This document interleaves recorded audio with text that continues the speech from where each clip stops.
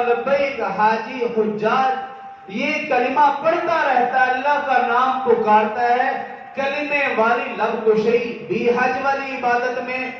نماز جیسا اہتمام وہ بھی حج والی عبادت میں،